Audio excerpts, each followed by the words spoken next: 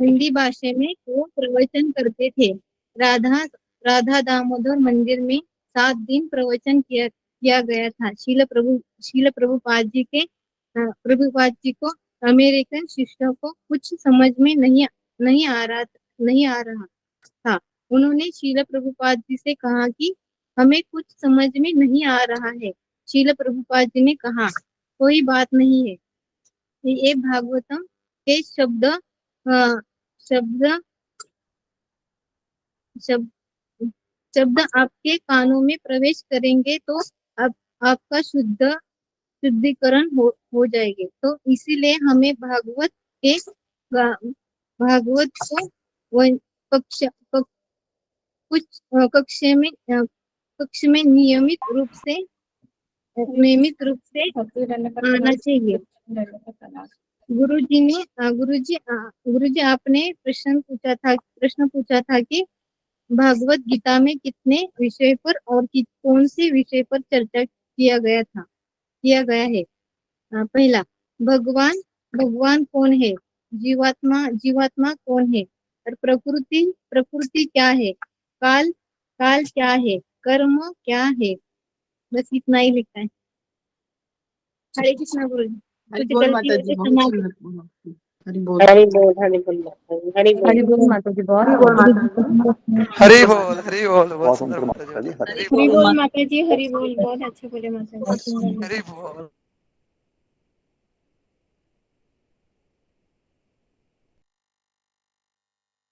कि हरे कृष्ण जी, अनाउंसमेंट कीजिए अशोक प्रभु, यात्रा का भी कीजिए और हमारे सत्र में क्या क्या होता है वो सब कीजिए।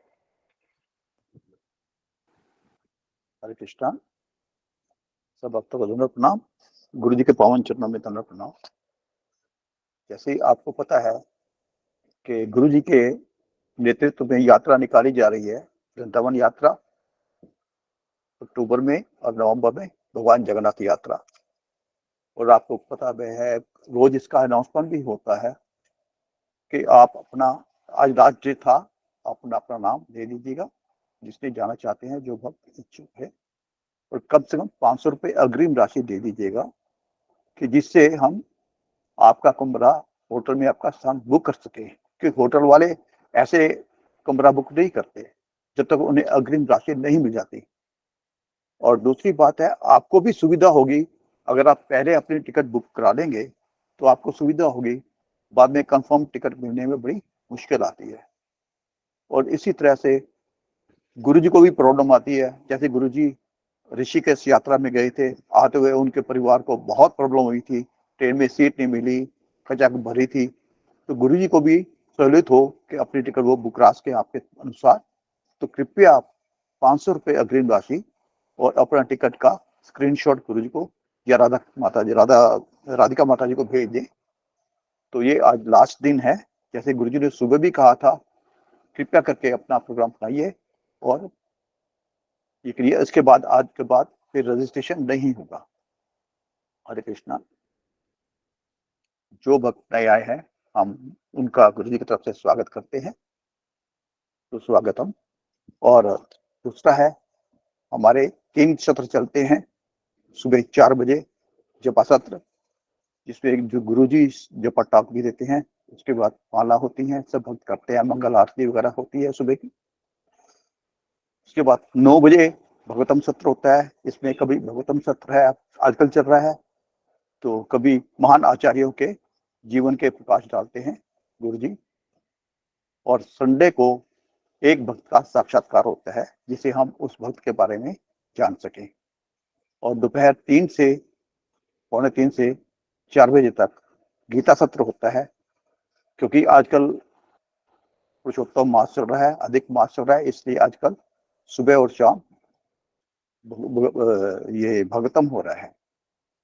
तो इस दौरान कैमरा आपका ऑन होना चाहिए, माइक म्यूट होना चाहिए, ताकि गुरु जी जब बोलते हैं तो उस प्रवाह में, बोलने के प्रवाह में कोई दिक्कत ना आए, कोई विघ्न ना पड़े। ये कृपया जरूरी है, आपका माइक ऑन ऑफ हो और कैमरा ऑन होना चाहिए। हरे कृष्णा। दंड प्रणाम गुरु जी। हरे कृष्णा।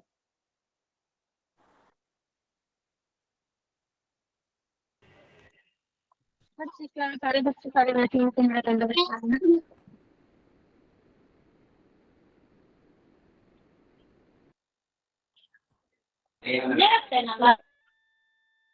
हरे कृष्णा। सभी भक्तों को दंडवत प्रणाम। सभी माता जी को, सभी प्रभु जी को मेरा कोटि कोटि प्रणाम। हरे हरे कृष्णा। कृष्णा। सभी भक्तों सभी को दंडवत भक्तों को दंडवत प्रणाम। हरे प्रणाम। कृष्णा। सभी माताओं को दंडवत प्रणाम। सभी भक्तों को मेरा दंडवत प्रणाम।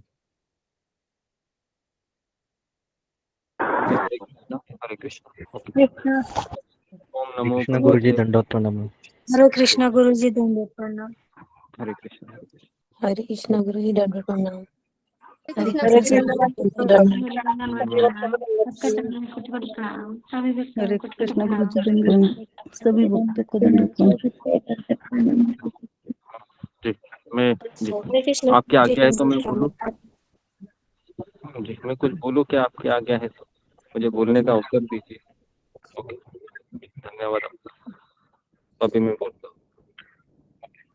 तो हम मंगलाचरण शुरू करते हैं और फिर हम शुरुआत करते हैं। तो आज समय भी है हमारे पास, तो मैं जय राधा माधव गाता हूँ और फिर मैं मंगलाचरण गाता हूँ। जय राधा माधव कुंज बिहारी, जय राधा माधव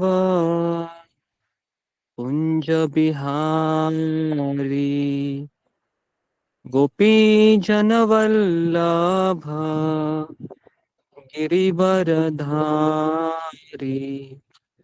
जय गोपी जन वल्लभ गिरिवरधारी, यशोदानंदन ब्रज जन रंजन, यशोदानंदन ब्रज जन रंजन, यशोदानंदन ब्रज जन रंजन, यशोदानंदन ब्रज जन रंजन, यमुना तीरा वनचारी, यमुना तीरा वनचारी,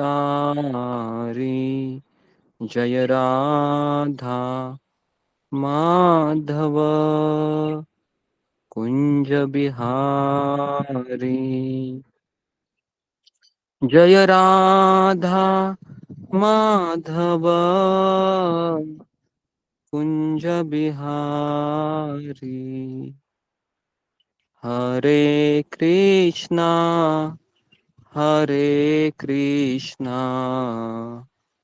कृष्णा कृष्णा हरे हरे, हरे राम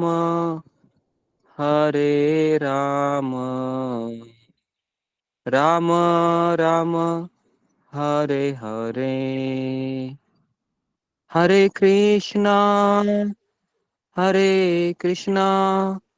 कृष्णा कृष्णा हरे हरे, हरे राम राम राम हरे हरे, जय राधा माधव राधा माधव राधे, जय जय प्रभुपाद प्रभुपाद प्रभुपाद, जय जय प्रभुपाद, निताय गौर हरि बोल हरि बोल हरि बोल, निताय गौर हरि बोल। ओके। तो अभी हम मंगलाचरण गाते हैं। ओम नमो भगवते वासुदेवाय, ओम नमो भगवते वासुदेवाय, ओम नमो भगवते वासुदेवाय ॐ अज्ञानतिमिरन्धस्य ज्ञानाञ्जनशलाकया चक्षुरुन्मीलितं येन तस्मै श्रीगुरुवे नमः। श्रीचैतन्यमनोभीष्टं स्थापितं येन भूतले स्वयं रूप कदा मह्यं ददाति स्वपदान्तिकम्। वन्देऽहं श्रीगुरु श्रीयुतापदकमलं श्रीगुरून् वैष्णवांश्च श्रीरूपं साग्रजातं सहगण रघुनाथान्वितं तं सजीवं साद्वैतं सावधूतं परिजनसहितं कृष्णचैतन्यदेवं श्रीराधा कृष्णपादान् सहगण ललिता श्रीविशाखान्वितांश्च नमो ॐ विष्णुपादाय कृष्णप्रेष्ठाय भूतले श्रीमते भक्तिवेदान्त स्वामिन् इति नामिने। नमस्ते सरस्वती देवे गौरवाणी प्रचारिणे निर्विशेष शून्यवादी पाश्चात्य देशतारिणे। हे कृष्ण करुणा सिंधु दीनबंधु जगतपते गोपेश गोपिका कांत राधा कांता नमोस्तुते। तप्त कांचन गौरांगी राधे वृंदावनेश्वरी वृषभानुसुते देवी प्रणमामि हरिप्रिये।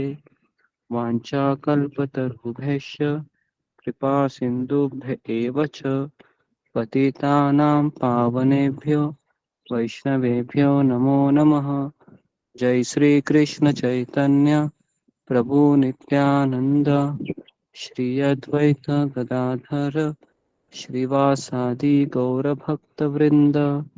हरे कृष्णा कृष्ण कृष्ण हरे हरे हरे राम राम राम हरे हरे। ओके ओके, हरे कृष्णा। भागवतम की कक्षा में आपका स्वागत है। हरे कृष्ण गुरुजी, दंडवत प्रणाम। हरे कृष्णा गुरु जी धन्यवाद प्रणाम। सभी भक्तों को धन्यवाद प्रणाम। हरे कृष्ण गुरुजी, दंडवत प्रणाम। गुरुजी दंडवत प्रणाम सभी जी, भक्तों हरे को। कृष्णा हरे कृष्णा हरे कृष्ण हरे गुरुजी, कृष्णा हरे कृष्ण गुरुजी, दंडवत प्रणाम। सेवक भक्तों को प्रणाम दंडवत। हरे कृष्णा गुरु जी हरे नमस्कार। कृष्णा गुरु जी धन्यवाद प्रणाम। हरे कृष्णा जी। तो मैं जिस तरह से भागवतम गंगा नदी के किनारे हुई थी, अगर आपको याद होगा तो हमारे गोवर्धन इको विलेज में भी एक गंगा नदी बहती है, जो मैं आपको दिखाना चाहूंगा। तो मैं पिछले जितने भी 5 दिन मैंने यहाँ पर ही आप लोगों को भागवत सुनाए, ताकि वह वातावरण क्रिएट हो। तो मैं आपको गंगा नदी दिखा देता हूँ, देख लीजिए। तो ये हमारे यहाँ की गंगा नदी है, सबको दिखाई दे रही है। जी गुरु जी जी। गुरु जी। गुरुजी। जी गुरु जी, हम भी गुरु जी गंगा नदी में ऊपर है, नवद्वीप है जो। ओके जी, तो अभी हम आगे बढ़ते हैं। जी, तो हमने दो अध्याय पूरे किए हैं, और सॉरी 2 स्कंद हमारे पूरे हुए हैं भागवत के। तो आज हम तीसरे स्कंद में प्रवेश भी कल किए थे, और ये प्रियंका वाघमारे माता जी ने बहुत ज्यादा ही मुझे लगता है वर्णन किया आज, हालांकि बहुत शॉर्ट में किया। तो भागवतम के 10 विषय मैं पहले आप लोगों से सुनना चाहूंगा, जो हमारे लिए बहुत महत्वपूर्ण है। जी, कौन मुझे फिंगर को रेस करके बताएगा बिना देखे? जी, फिंगर को रेस कीजिए। बिना देखे किसी ने याद किया है तो हम उसके लिए इनाम में सारे भक्त उनके लिए तालियां बजाएंगे। हाँ, मैं उतना ही इनाम दे सकता हूँ आपको। ठीक है जी, ओके। जी, किसको बताऊं मैं? हाँ, ओके, मनमोहन यादव।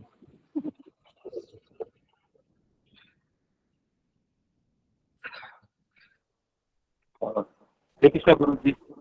मैं अभी ज्वाइन किया था। जी जी जी।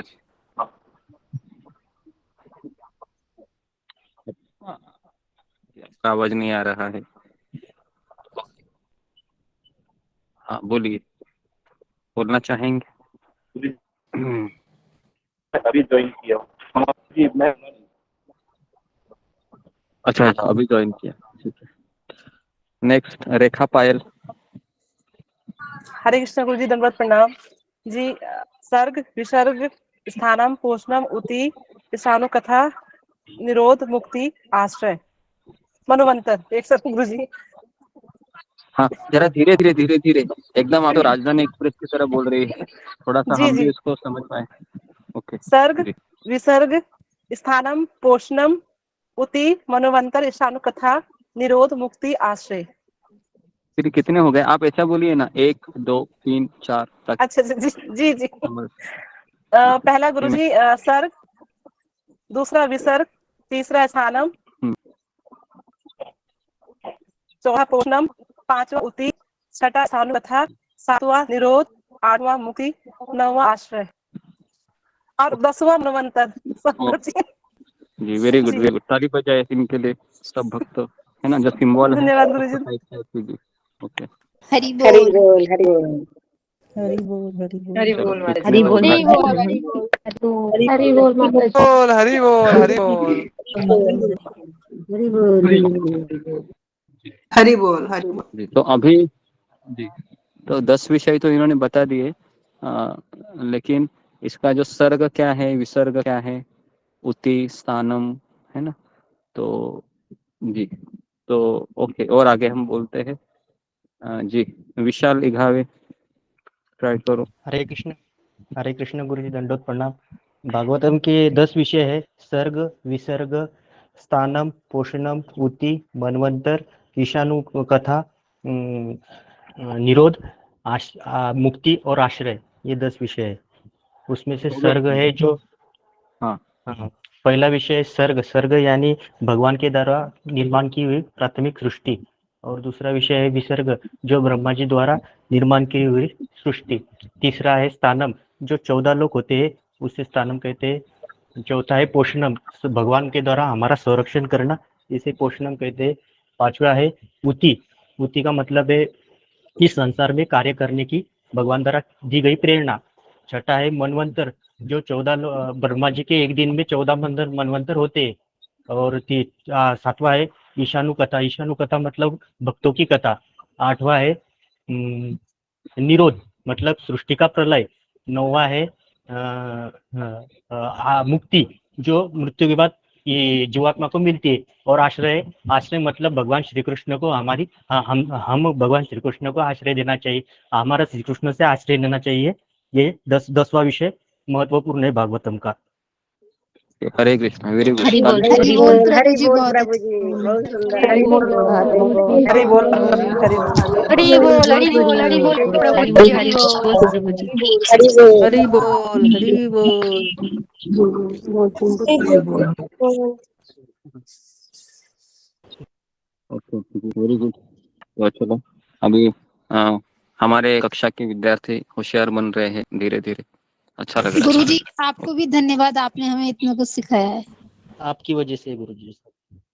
जी गुरु जी, सब आपका ही आशीर्वाद है। है। सही सही बात है गुरु। तो सब जी जी, अभी हम आगे बढ़ते हैं। जो तीसरा है, तीसरा किसको कहना है? ओके, तो मैं जी, तो तीसरा है जी रीना सिंह माता जी। हरे कृष्ण, प्रणाम गुरुदेव। सिद्ध प्रणाम। मुझे भी ये 10 विषय बताने गुरुदेव, मैं बताऊं? हाँ हाँ हाँ, बताने हैं आपको। जी जी। पहला है सर्ग, दूसरा है विसर्ग, तीसरा है पोषणम, चौथा है उति, पांचवा है ये स्थानम, छठवां है मनवंतर, सातवां है मनवंतर के बाद भूल रही हूँ शायद मुक्ति, और गुरुदेव प्रसाद ईशानु कथा, सॉरी ईशानु कथा। आठवां है मुक्ति, नौवां वो निरोध, सॉरी ऊपर नीचे हो गया गुरुदेव क्षमा करिएगा। 10वां जो है आश्रय। तो इसका वो भी क्या कहते हैं, इसको डिस्क्राइब भी करना है गुरुदेव। जी जी जी जी। तो सर्ग है जो भगवान ने जो सृष्टि रचाई है, मतलब करोड़ों जो ब्रह्मांड है उसके बारे में है। और विसर्ग है जो ब्रह्मा द्वारा जो है कि जो सृष्टि रची गई उसके बारे में है। और पोषणम, भगवान द्वारा जो सभी जीवात्माओं का जो है कि जो पोषण होता है।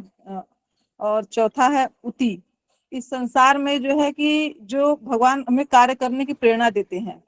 पांचवा है स्थानम, ये जो 14 लोक है ऊपर के, मतलब आपने बताया था, तो ये जो है स्थानम के रूप में जो है कि है। और ईशानु कथा में भक्तों की कथा है। और मनवंतर में जो है एक मनवंतर में जो 14 मनु जो है कि ब्रह्मा जी के आते हैं। और एक मिनट, हाँ, निरोध में जो है कि जब सृष्टि का जो है कि प्रलय होता है इसके बारे में है। और कौन सा बच रहा है, मुक्ति, जो जीवात्मा जो है कि मुक्त होते हैं। और आश्रय में जो है कि भगवान के चरण कमल का जो है कि आश्रय जो है। ओके, चलो वेरी गुड, ताली बजाओ इनके लिए भी। हरि बोल, हरि बोल बताइए, हरि बोल माता जी, हरि बोल, हरि बोल, हरि बोल, हरि बोल, हरि बोल, हरि माता जी बोल। हरि बोल। हरि बोल माता जी, हरि बोल माता जी, हरि बोल। हरे कृष्ण। हरि बोल माता जी, बहुत सुंदर बताया। जी, तो चलो अच्छा है कि ये 10 विषय है, सबको याद रखने हैं। और आने वाले इतवार के एग्जाम में ये सवाल हमेशा ये सवाल रहेगा। हाँ, तो इसको याद करना। ठीक है, तो अभी हम भागवत कक्षा को शुरू करते हैं। जो तीसरे स्कंद में कल हमने देखा था कि जो मैत्रेय मुनि को, है ना, विदुर जी मिलते हैं, क्योंकि विदुर जी चाह रहे थे कि मैं उद्धव से ज्ञान प्राप्त करूं, क्योंकि उद्धव ये भगवान के साथ हमेशा रहते थे। लेकिन उद्धव ने कहा कि मैं आपसे आयु में बहुत छोटा हूं, तो आप यहाँ पर हरिद्वार में ही मैत्रेय मुनि रहते हैं, तो आप उनके पास चले जाइए। तो अभी प्रसंग ऐसा है कि मैत्रेय मुनि को विदुर जी मिले हैं हरिद्वार में। अभी हम सब लोग हरिद्वार में हैं, ठीक है। अभी हम कहाँ पर हैं? हरिद्वार में हैं, तीसरे स्कंद में, ठीक है। तो भगवान अभी कहाँ? गोलोक वृंदावन में चले गए हैं। और जी, किसी का माइक चालू है, माइक को बंद कीजिए। और जी, तो इस तरीके से गंगा के तट पर विदुर जी गंगा के तट पर हरिद्वार में मैत्रेय ऋषि से मिलते हैं और अत्यंत दीन स्वर में बोलते हैं, इस संसार में प्रत्येक व्यक्ति सुख प्राप्त करने के लिए कार्य करता है, किंतु सुख के बदले उसको क्या मिलता है? दुख मिलता है ना। तो इसलिए मुझे सच्चा सुख प्राप्त करने का मार्ग बताइए। ऐसा कौन किसको कह रहा है? ऐसे विदुर जी मैत्रेय मुनि जी, है ना। तो हमने आपको बताया था 50 पैसे का सर्कस, है ना, कि हम सबको लगता है कि मुझे सर्कस में आनंद आएगा। तो हमारे जीवन में कितने सर्कस आते हैं? पहला सर्कस आता है कि जब हमारी शादी होती है, वो पहला सर्कस होता है हमारे जीवन में। हमें लगता है कि बहुत आनंद आएगा, है ना, लेकिन पिटाई बहुत होती है। फिर दूसरा सर्कस कभी होता है हमारे जीवन का? जब हमें पुत्र होता है ना। हमें लगता है कि बहुत आनंद आएगा, लेकिन सर के बाल जल्दी सफेद हो जाते हैं।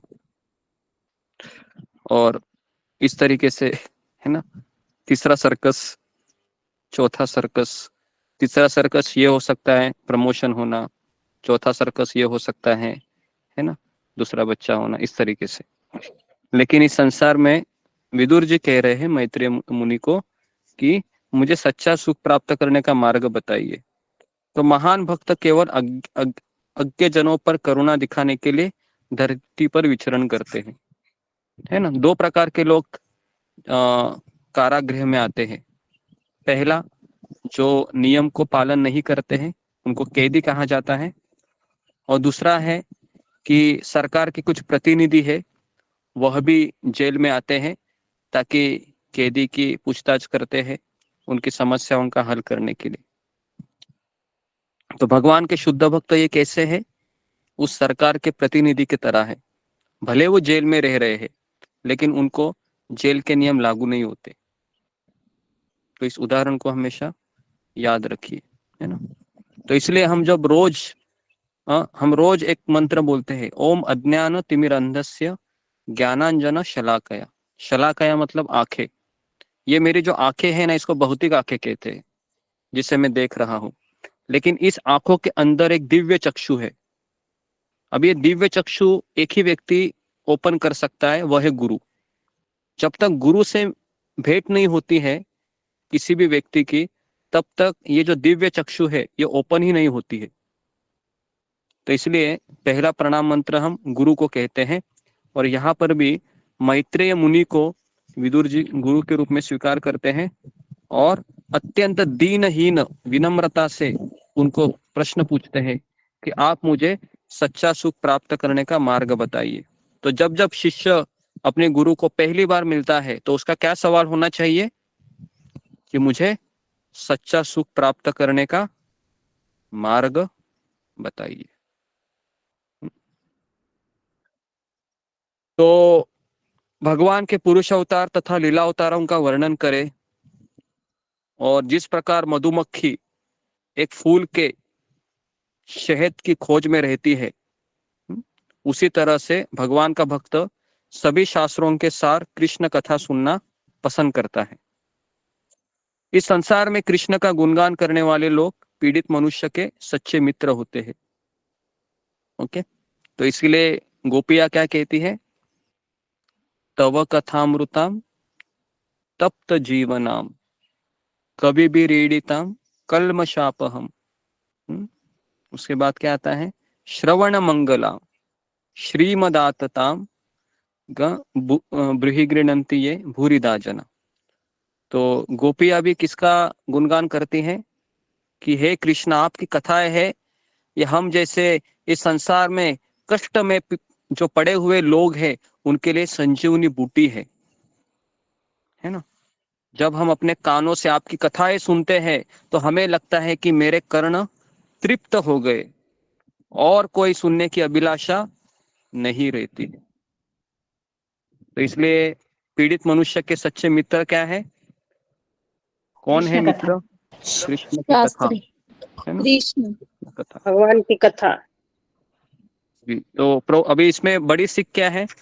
तो यहाँ पर लिखा हुआ है कि लोगों को भगवान का ज्ञान देना तथा उन्हें भक्ति के लिए प्रेरित करना, ये इस संसार में सर्वोच्च कल्याणकारी कार्य है।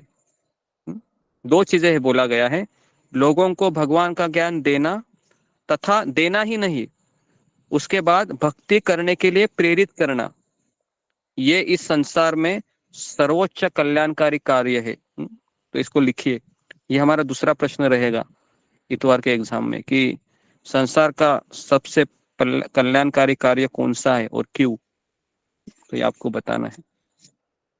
इस तरीके से मैत्रेय ऋषि ने गदगद स्वर में विदुर के प्रति कृतज्ञता एवं सराहना व्यक्त करते हुए कहा, हे विदुर, कृष्ण कथा के विषय में तुम्हारी जिज्ञासा को मैं प्रणाम करता हूँ। देखिए, ऐसा नहीं कि मैत्रेय मुनि बोले हाँ तुम आ गए, चलो बैठो अभी, है ना, मैं पूरा भागवत आपको सुनाता हूँ। नहीं, मैत्रेय मुनि भी बहुत विनम्र थे। उन्होंने कहा आपकी जो जिज्ञासा है, आपकी जो उत्सुकता है, मैं उसको प्रणाम करता हूँ जो आपने कृष्ण कथा सुनने के लिए दिखाई है। तो व्यासदेव से जन्म लेने के कारण आपने कृष्ण की अनन्य भक्ति को स्वीकार किया है। मैं जानता हूं कि आप यमराज थे और मांडव मुनि के शाप से आपको ये शरीर प्राप्त हुआ है। देखिए, अभी मैत्रेय मुनि को भी पता था, है ना। तो पहले के ऋषि मुनि बहुत शक्तिशाली हुआ करते थे, उनको किसी भी व्यक्ति का भूत वर्तमान भविष्य ज्ञात होता है। तो आध्यात्मिक विषयों के लिए वक्ता तथा श्रोता दोनों ही एक दूसरे की सराहना तथा सम्मान करते हैं। तो ऐसा नहीं कि वक्ता बोल रहा है तो सब लोग उन्हीं को प्रणाम करें, नहीं। वक्ता वो होता है जो आए हुए श्रोताओं को भी प्रणाम करता है और उनकी सराहना करता है कि आप बहुत भाग्यशाली हैं कि आप भगवान की कथा सुनने में आनंद ले रहे हैं। तो इस तरीके से मैत्रेय मुनि ने भौतिक ब्रह्मांड की सृष्टि का वर्णन किया है ना। और वर्णन करते हुए उन्होंने मैत्रेय मुनि ने अत्यंत विनम्रता पूर्वक विदुर जी को कहा कि भगवान कृष्ण की अतुलनीय शक्ति की कल्पना भला कौन कर सकता है, जिसके द्वारा उन्होंने अति विशाल ब्रह्मांड की रचना की है। स्वयं अक्षम होते हुए भी मैंने अपने गुरु से जो सुना है तथा अपनी बुद्धि से जो आत्मसात किया है, उसके द्वारा ही मैं भगवान का महिमा मंडन करने का प्रयास कर रहा हूं। देखिए, तो ये होता है सच्चा गुरु परंपरा से आया हुआ भक्त। वो हमेशा क्या कहता है, मैंने अपने गुरु से जो ज्ञान प्राप्त किया है और उस ज्ञान को मैंने अपनी मति से मैंने समझा है, वही ज्ञान मैं आपको देने का प्रयास करूंगा, है ना। तो यदि मैं ऐसा नहीं करूंगा तो मेरी जिह्वा व्यभिचारी मानी जाएगी। व्यभिचारी मतलब, व्यभिचारी का अर्थ है वो प्रामाणिक नहीं है फिर, है ना। तो कृष्ण का गुणगान करना मानवीय वाणी की पराकाष्ठा है। तो इसलिए हमारा मुंह है ना, ये बंद नहीं होना चाहिए अगर हम कृष्ण कथा कर रहे हैं, और हमारे कान है वो भी बंद नहीं होने चाहिए। भागवत में कहा गया है, जो कान भगवान की कथा सुनने में उत्साह नहीं दिखाते हैं, वो कान सांप के बिल के समान है। किसके समान है? सांप के बिल के समान, है ना। तो इसलिए हमारे कान हमेशा कृष्ण कथा सुनने के लिए आतुर होने चाहिए।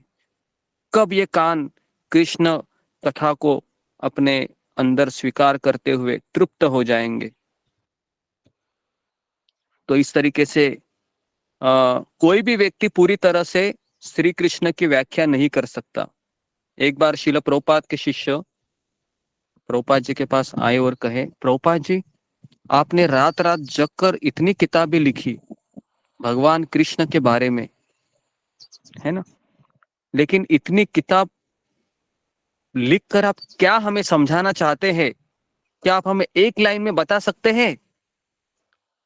श्रील प्रभुपाद जी ने उस शिष्य को कहा, इधर आ जाओ, नजदीक आ जाओ जरा। मैंने इतनी सारी किताबें इसलिए लिखी है ताकि मैं आप लोगों को ये समझा सकूं कि भगवान श्री कृष्ण को कोई नहीं समझ सकता। समझ में आ रहा है? मैंने इतनी किताबें इसलिए लिखी है ताकि कृष्ण को कोई समझ नहीं सकता। अगर आपको लगता है मैं समझ सकता हूं, इसलिए मैंने इतनी किताबें लिखी है ताकि पढ़ो और समझो कि मैं कृष्ण को नहीं समझ सकता, है ना। तो फिर हमें क्या करना चाहिए? प्रभुपाद ने कहा, माला उठाओ और हरे कृष्ण महामंत्र करो। लेकिन इसके पहले तुमको ये मेरी सारी किताबें पढ़नी होगी। तो इस तरह से प्रभुपाद जी उसको समझाते थे। तो इस तरीके से जी। तो जिज्ञासु विदुर ने मैत्रेय मुनि से पूछा कि स्वयं आत्माराम होते हुए भी भगवान ने क्यों ब्रह्मांड की रचना की, है ना। जैसे ये जो प्रश्न है ना, जो राज कपूर है ना, अपनी फिल्म में यही गाने के द्वारा बताना चाह रहा है, कि दुनिया बनाने वाले काहे को दुनिया बनाई, है ना। और यहाँ पर यही सवाल कौन कर रहे हैं? विदुर जी मैत्रेय मुनि को पूछ रहे हैं कि भगवान ने इस ब्रह्मांड की रचना क्यों की, हालांकि भगवान को कोई भौतिक इच्छा भी नहीं है, वो स्वयं में आत्माराम है। तो मैत्रेय मुनि ने अभी इसकी व्याख्या की कि भगवान माया अथवा गुणों तथा भौतिक इच्छाओं द्वारा बंधने के कारण सृष्टि की लीला करते हैं। मैत्रेय मुनि ने जीवों के दुखों का कारण बताया। यदि किसी का सिर कट जाए तो वह स्वयं को देख सकता है? उन्होंने विदुर जी को पूछा। अगर किसी का सिर कट जाए तो क्या वो स्वयं को देख सकता है? विदुर जी ने कहा नहीं, किंतु सपने में व्यक्ति अपना सिर कटा हुआ देख सकता है। देख सकता है कि नहीं? हाँ, देख सकता है।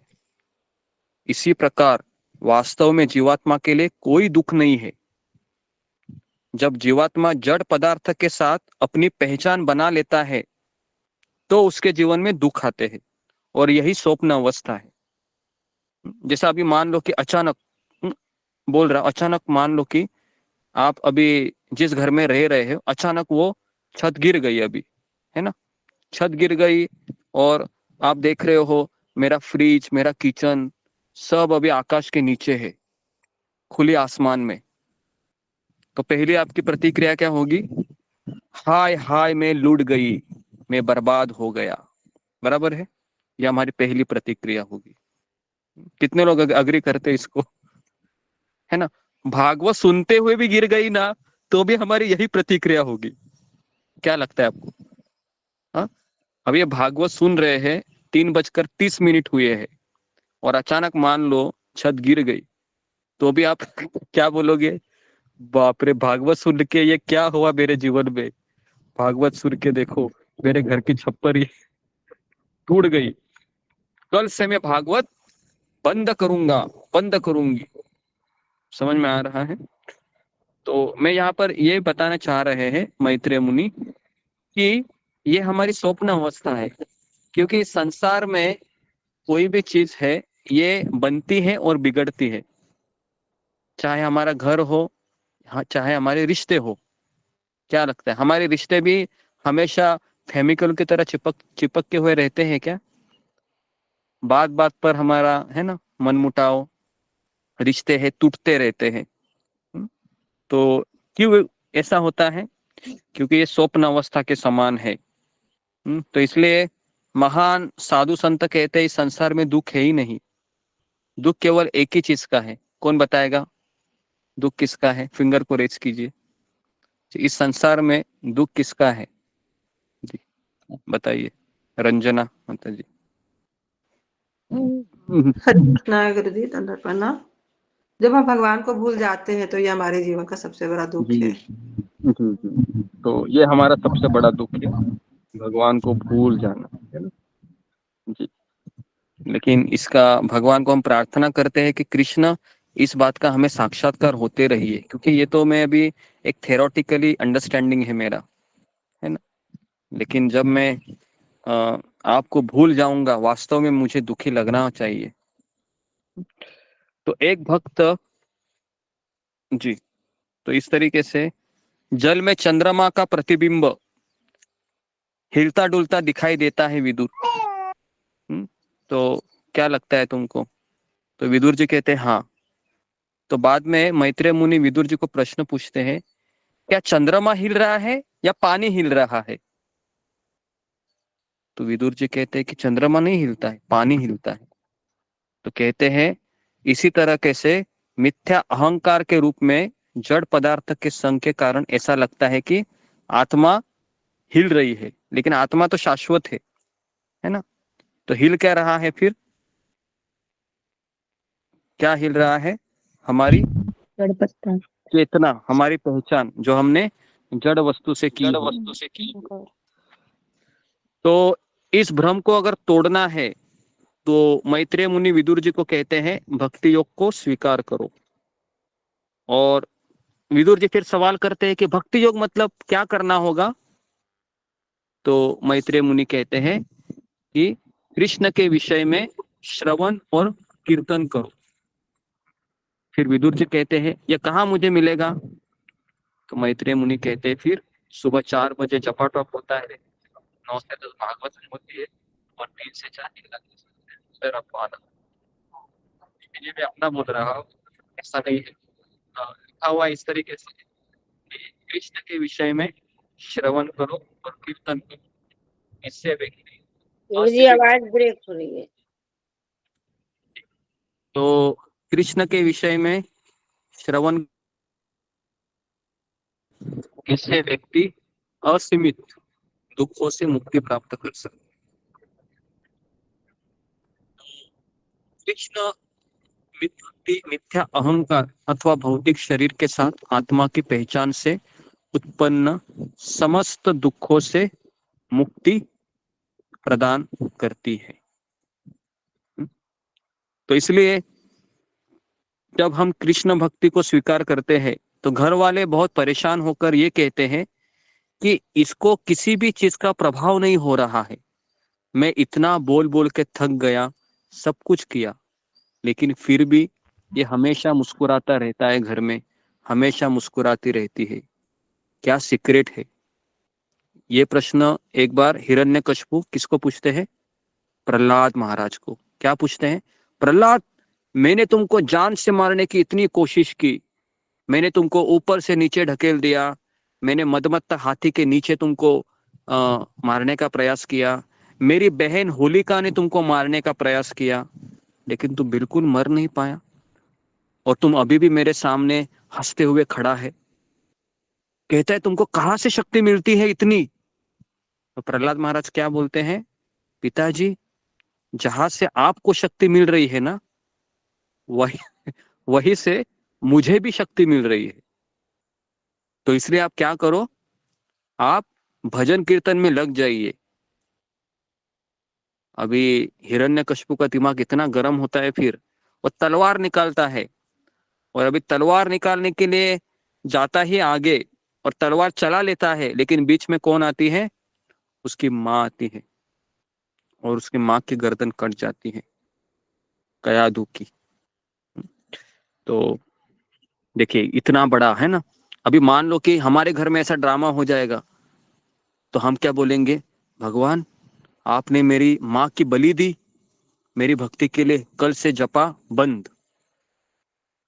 है ना, हमारा ऐसा ही रिएक्शन होता था। क्या लगता है आपको? कल से जपा बंद।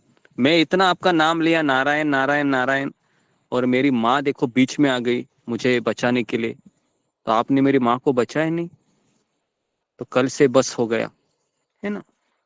लेकिन प्रहलाद महाराज ने क्या कहा भगवान को? भगवान को कहा कि जैसे आपकी इच्छा प्रभु। यही तो बोलना कठिन है। समझ में आ रहा है क्या? यही तो बोलना कठिन है। ये एक बार हो गया ना पास, फिर हमारा भगवान बेड़ा पार करेंगे। लेकिन ये होता नहीं है। प्रॉब्लम ये है क्योंकि ये पचा नहीं, बहुत कठिन है ना। मैंने एक बार आपको कथा भी बताई थी लड्डू गोपाल की। एक बार मुझे हरे कृष्णा टीवी से फोन आया था, है ना। एक माता जी मुझसे कह रही थी कि मैंने भगवान को कपाट में बंद कर दिया है। मैं पहले उनकी बहुत पूजा करती थी। तो मैंने कहा कि फिर आपने कपाट पर बंद क्यों किया? लड्डू गोपाल को बंद किया था उसने।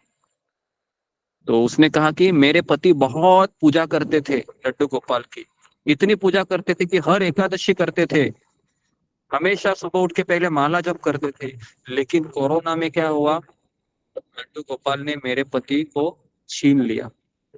इसके लिए मैंने सोचा ये लड्डू गोपाल कुछ काम का नहीं है। इसके लिए मैंने क्या किया, इसको कपाट में।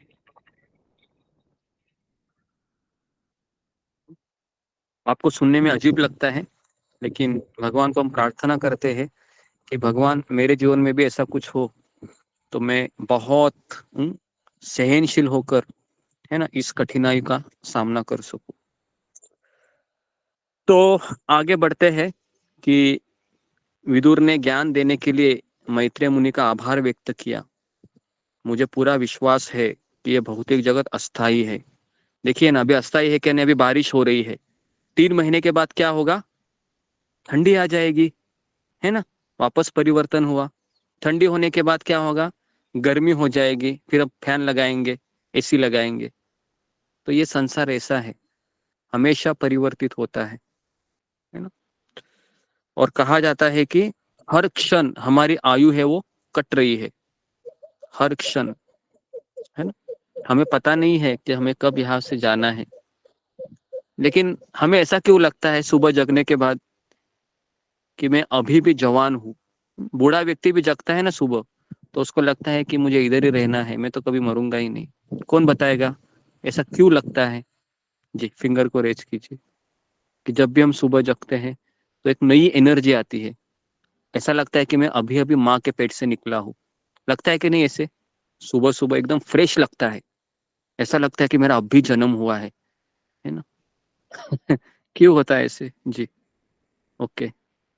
वैभव वर्मा।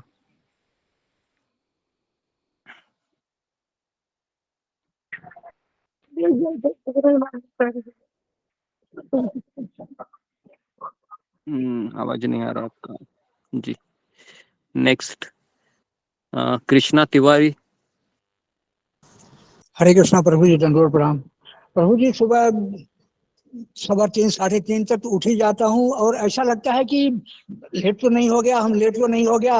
और हाथ मुंह धो के ऊपर शरीर पानी पवित्र किया, 1 गिलास पानी पिया और जब बैठ जाता हूँ तो बड़ा आनंद आता है प्रभु जी, बड़ा उत्साह होता है शरीर में कि नहीं बिल्कुल फिट हैं और अच्छे हैं। ये सब प्रभु जी आपकी कृपा से सब हो रहा है। जब तक आपकी कृपा ऐसे बनी रहेगी तो कुछ असंभव नहीं, सब कुछ पूरा होता जाएगा। जी, ये नहीं, मेरा प्रश्न ये नहीं था जी। मेरा प्रश्न ये था कि हमें ऐसा क्यों लगता है कि मैं अभी भी जवान हूँ या अभी भी मेरे में बहुत स्फूर्ति है ना? तो इसका कारण ये है कि आत्मा है, सच्चिदानंदमय है। आत्मा कभी बूढ़ा होता है क्या?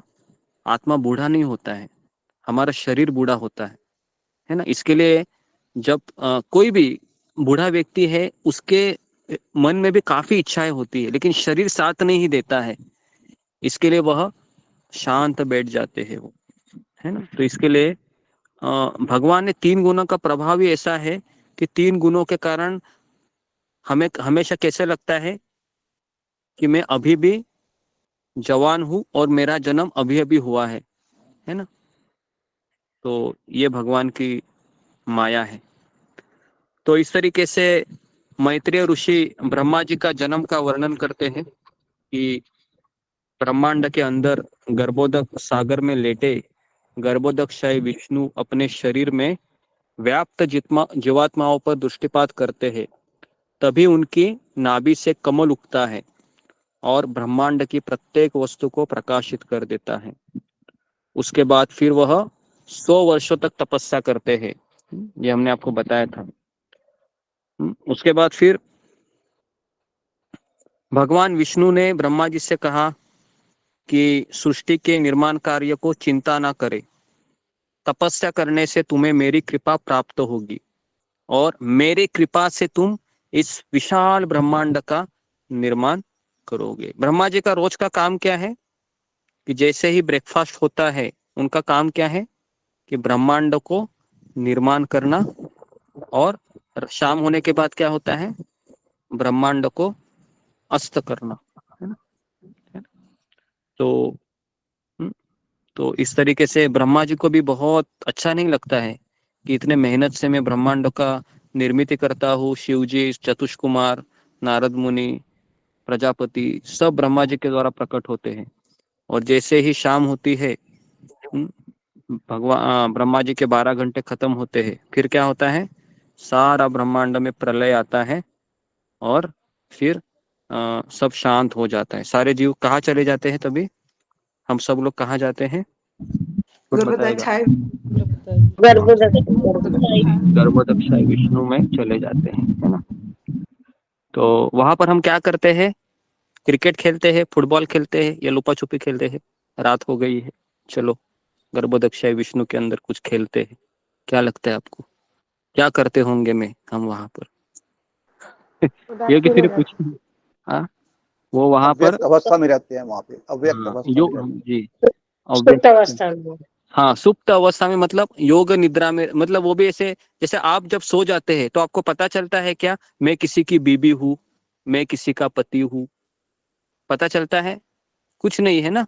पूरा ब्लैंक हो जाते हैं आप, ऐसे नींद में, गहरी नींद में, कुछ पता ही नहीं चलता है। बराबर है। कुछ लोगों को तो नींद भी नहीं आती है रात को, बराबर है? ऐसा भी, ये भी एक बीमारी है। सोने चाहते हैं लेकिन नींद ही नहीं आ रही है। क्यों नींद नहीं आती है?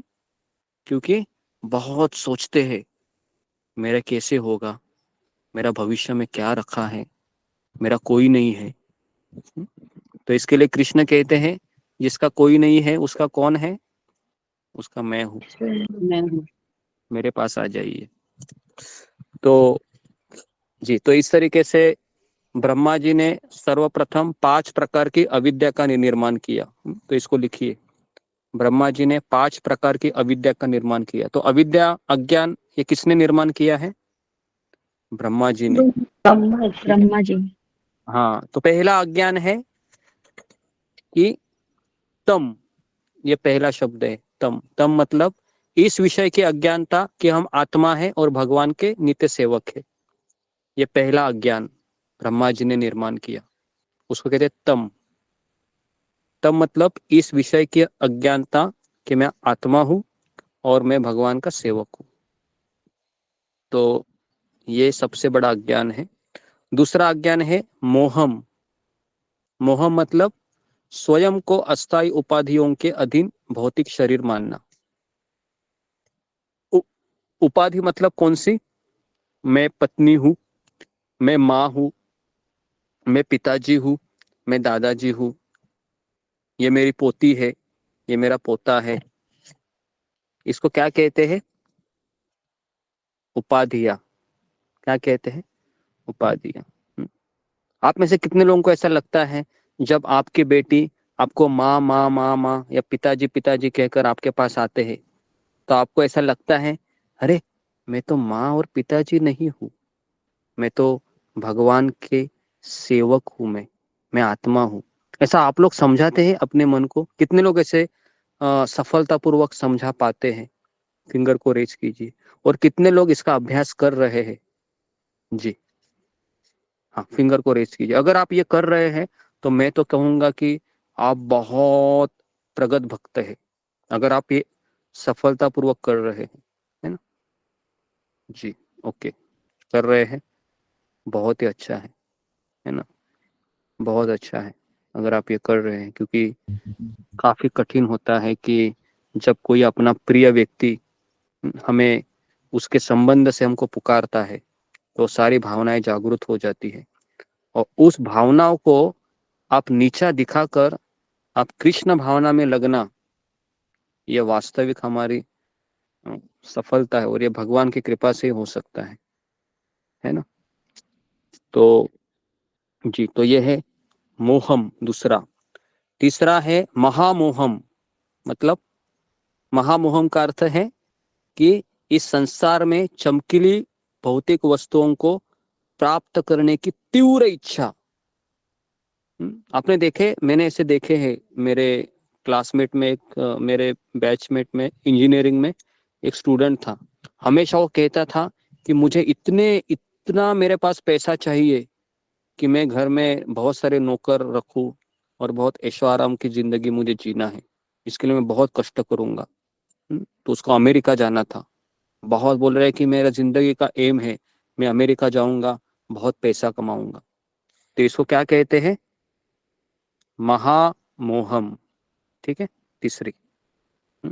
लेकिन अगर कोई भक्त है वो अमेरिका जाना चाहता है इसलिए ताकि मैं लाखों रुपए में कमाऊं और उसमें से मैं सारे पैसे भगवान की सेवा में यूज करूं, तो इसको हम महामोहम कहेंगे क्या? इसको हम महामोहम नहीं करेंगे। तो इसके लिए वो अमेरिका जाना ये महामोहम नहीं है, वो क्यों जा रहा है, तो ये है महामोहम। चौथा है तमिश्रम। तमिश्रम मतलब क्या है? अगर मेरी इच्छा पूरी नहीं हुई तो क्या आता है?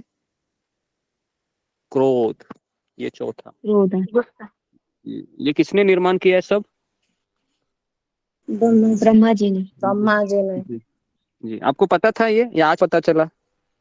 आज पता चला। आज पता लगा। तो इसके लिए आप ब्रह्मा जी को अभी गाली मत दीजिए ज्यादा। क्यों निर्माण किया आपने ये सब, है ना? बचपन से हम इसी से हम जूझ रहे हैं। ओके जी, तो 4 हो गए। 5वां है अंध तमिश्रम। अंध तमिश्रम का अर्थ है कि यह विचार की आत्मा मर जाती है। कुछ लोग बोलते हैं ना मैंने इसको मार दिया, तो एक्चुअली उसने किसी को मारा नहीं है, उसने उस शरीर को मार दिया है, आत्मा तो अमर है। तो ये 5 अज्ञान है। पहला अज्ञान कौन सा है? तम। दूसरा है मोहम। तीसरा है महामोहम, चौथा है तमिश्रम तमिश्रम और पांचवा है अंधतमिश्रम। अंधतमिश्रम तो अभी भागवत में मैत्रेय मुनि विदुर जी को कहते हैं कि ये 5 अविद्याएं जीवात्मा को विभिन्न प्रकार के दुख प्रदान करती है। तो इसलिए ये 5 अविद्या को निकालने वाला गुरु होता है और इसके लिए हम बोलते हैं कि ज्ञानांजन शलाकया, है ना। तो ज्ञान रूपी अंजन लगाता है और इस 5 अविद्याओं को समाप्त करके हमारे जीवन में अध्यात्म का बीज अंकुरित करता है।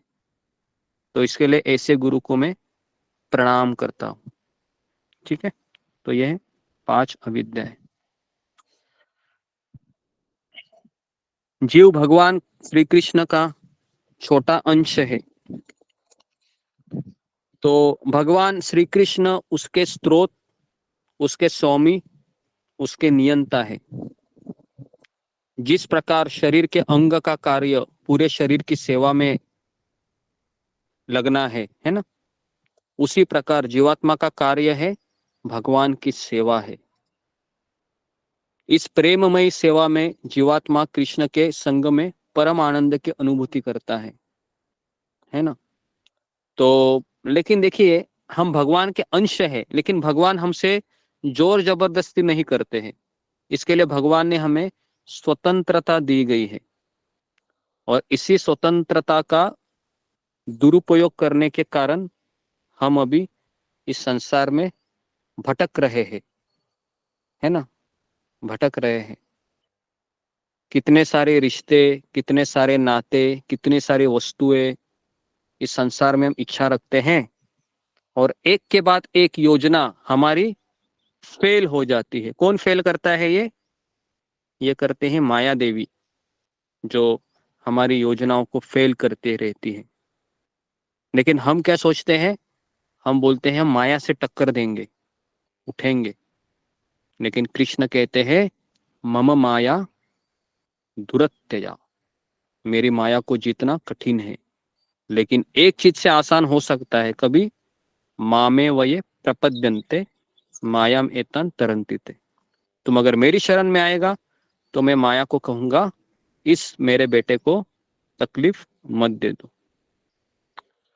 तो अभी कौन कहेगा कि मैंने तो भगवान की माला का जप किया है, रोज सुबह उठता भी हूँ, उठती भी हूँ, तो कृष्ण की माया मुझे क्यों इतना सताती है? जी, कौन इसका उत्तर देगा? मैं तो भक्त बन गया हूँ, तिलक भी लगाता हूँ, कंठी माला पहना है, सत्संग में इतने अच्छे जवाब देता हूँ, क्या माया देवी को पता नहीं है क्या? जी, कौन बताएगा? हाँ, ओके, एकता सोमानी माता जी। हरे कृष्णा गुरु जी, दंडोत प्रणाम। गुरु जी, हम 3 गुणों के प्रभाव में रहते हैं। हाँ, वो तो मुझे भी पता है। तो आगे बोलो। आगे एक बार आप सवाल, आप एक बार वापस पूछना। आकाशवाणी हो गई, कंस का 8वां पुत्र तुम्हें बाहर डालेगा, अभी हो गई, अभी दोबारा नहीं होगी आकाशवाणी। ठीक है, अगला। ओके, तो इसलिए ध्यान देना बहुत जरूरी है। ओके, कृष्ण मोहन सिंह प्रभु जी। गुरुजी, मुझे भी यही लगता है कि 3 गुणों के प्रभाव के कारण मुझे तो ऐसा नहीं लगता है, 3 गुणों का प्रभाव तो बाद में आता है। जो हमारा समर्पण है हाँ। उसका भी प्रभाव है कि हम अपने गुरु के प्रति कितने समर्पित हैं। उसके अनुसार ही हमको उसको हम भक्त बनने के बाद भी हमें वो कष्ट महसूस होता है। जो अभी आपने बताया कि अगर समर्पण ज्यादा होगा तो गुरु के धीरे धीरे हम उस जो हमारा दुख आएगा उसको हम पॉजिटिव रूप में सोचेंगे, जिसको हम अभी दुख समझ रहे हैं। जी, तो बेसिकली बराबर है कि आप कहने का यही अर्थ है कि हमारी शरणागति में कुछ कमियां है। पहले मुझे बोलिए, 3 गुणों का प्रभाव बाद में आता है, पहली हमारी भगवान के प्रति शरणागति के आधार पे ये 3 गुणों का प्रभाव काम होता है ना। अगर मेरी शरणागति 100% है तो ये 3 गुणों का प्रभाव भी रहेगा क्या? नहीं रहेगा, है ना। लेकिन 100% के शरणागति का सबसे हाईएस्ट पेपर पता है ना क्या, कौन सा होता है? सबसे हाईएस्ट एग्जाम बोर्ड पेपर ये होता है कि हमारे प्रिय वस्तुओं को ही भगवान, प्रिय व्यक्तियों को ही भगवान टेस्ट करवाते हैं। और उस समय कभी कभी भगवान बोलते हैं कि ठीक है, तुम्हारी आसक्ति ऐसे नहीं जा रही है तो उस व्यक्ति को ही मैं दूर ले जाता हूँ तुमसे, है ना। तो और उस समय भी अगर हम कृतज्ञता पूर्वक कृष्ण को कहेंगे, Krishna thank you very much, आपका बहुत बहुत धन्यवाद, मैं आपकी आभारी हूँ, मैं आपका आभारी, तो कृष्ण कहते हैं कि हाँ बेटा अभी तुम पास हो गए। लेकिन ये बहुत कठिन है। ओके, ममता कुमारी माता जी उठ जाइए। ओके, तो इस तरीके से ब्रह्मा जी अविद्या का निर्माण करके प्रसन्न नहीं थे, अतः अपने मन को शुद्ध करने के लिए उन्होंने भगवान पर ध्यान किया। क्योंकि ब्रह्मा जी को अच्छा नहीं लगा मैंने इतनी गंदा अविद्या को निर्माण किया है, तो उन्होंने फिर अपने मन को शुद्ध करने के लिए भगवान पर ध्यान किया। और फिर उसके बाद किन की निर्मित हुई, तो यहाँ पर लिखा है चतुष कुमारों की उत्पत्ति हो गई। और ब्रह्मा जी ने कहा चतुष कुमारों को, जाइए आप प्रजा का निर्माण कीजिए। लेकिन चतुष कुमारों ने क्या कहा, पिताजी हमने सुना है कि शादी करने से बर्बादी ज्यादा हो जाती है, तो इसके लिए हम शादी नहीं करेंगे। ब्रह्मा जी ने कहा फिर प्रजा कैसे उत्पन्न करोगे, बोलते कि नहीं हमको शादी ही नहीं करनी है। तो बहुत गुस्सा हो गया ब्रह्मा जी, और ब्रह्मा जी के गुस्से से ब्रह्मा जी के आईब्रो से कौन प्रकट हुए, शिव जी। रुद्र प्रकट हुए, उनका नाम रुद्र है। तो इसके लिए आध्यात्मिक जीवन के प्रति पूर्णतः समर्पित व्यक्ति सांसारिक जीवन की जटिलताओं में उलझना नहीं चाहता। क्योंकि एक बार हमने शादी की, देखो लेडीज को तो करना कंपलसरी है, लेकिन जेंट्स के पास ऑप्शन होता है, बराबर ना। जेंट्स के पास ऑप्शन होता है शादी करे या ना करे। लेकिन एक बार शादी किया उसके बाद फिर उसको कितने साल तक अंदर रहना पड़ता है, उम्र के 60 साल तक, है ना। शादी भले वो 21 में करे, 22 में करे, 25 में करे, है ना। एक बार उसको पुत्र हो गया, है ना, पुत्र होने के लिए 5 मिनट 10 मिनट लगते हैं, लेकिन जैसे ही पुत्र हो गया आपको पता है फिर पुत्र के सामने कितनी जिंदगी जाती है। शादी होने के बाद भी पुत्र मोह खत्म होता है क्या, बताइए। आपके पुत्र की शादी हो गई तो पुत्र का मोह खत्म हो गया? नहीं। फिर मोह कहाँ जन्म देता है, अभी मेरे बेटे को बच्चे होंगे, 1 साल हो गया मेरे बेटे को, फिर वो फोर्स करने लगते हैं, अरे अभी तक तुमको बच्चा नहीं हो रहा है, मेडिसिन खा लो, ये करो वो करो, डॉक्टर के पास जाओ, है ना। तो इस तरीके से फिर जब पोता आ जाता है तो दादा दादी को ऐसा लगता है कि मेरा ही बेटा आ गया वापस। होता है ऐसे, होता है कि नहीं, ऐसे होता है ये। इसके लिए सांसारिक जीवन को क्या कहा जाता है, रेशम का कीड़ा होता है ना। रेशम का कीड़ा क्या करता है, अपने थूक से कोश बना लेता है अपने चारों दिशाओं में, और इतना कोश बनाता है कि जब उसका जब सांस घुटने लगती है और वो निकालना चाहता है, वो निकल पाता है क्या, नहीं। वह उसी के अंदर तड़पते तड़पते तड़पते तड़पते मर जाता है ना। तो फिर आप बोलोगे फिर मुझे शादी नहीं करनी चाहिए क्या? नहीं, ऐसा भी नहीं है।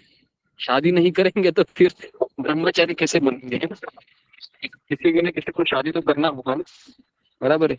लेकिन शादी करने के बाद, कल हमने आपको बताया था ना कि परम पूज्य राधानाथ स्वामी महाराज ने क्या कहा था शादी करने के पहले, कि जब आप शादी करोगे तो आपको क्या सोचना चाहिए, कब मैं इस संसार से वानप्रस्थ के लिए जाना है, एक दिन जाना वानप्रस्थ।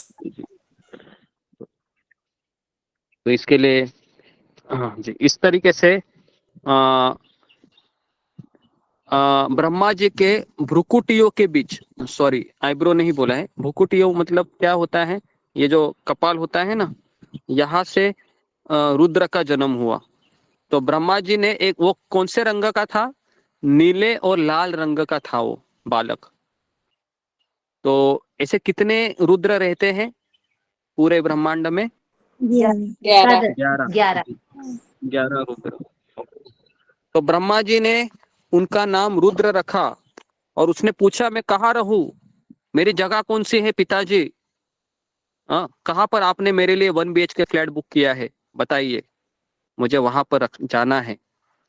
तो ब्रह्मा जी कहते हैं कि मैंने 11 जगह पर तुम्हारे लिए 1 BHK फ्लैट लिया है।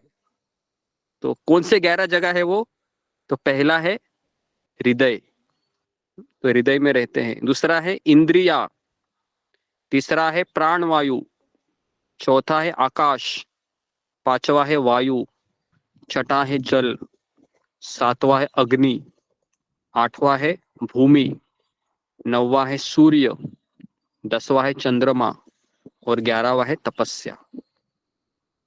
तो अभी रुद्र ने ब्रह्मा जी से पूछा मेरे साथ कोई रहेगी, मेरी लाइफ पार्टनर कौन है बताइए? तो फिर ब्रह्मा जी ने कहा आपके साथ 11 रुद्रानियां अथवा आपकी पत्नियां भी रहेगी। तो इस तरह से आप अभी क्या कीजिए, संतान को उत्पन्न कीजिए। तब रुद्र ने अपने बल, रूप तथा क्रोधित स्वभाव के समान संतान उत्पन्न करना शुरू किया और फिर अपने स्वभाव के अनुसार वे पूरे ब्रह्मांड को निगलने के लिए अपना विस्तार करने लगे। कौन? रुद्र।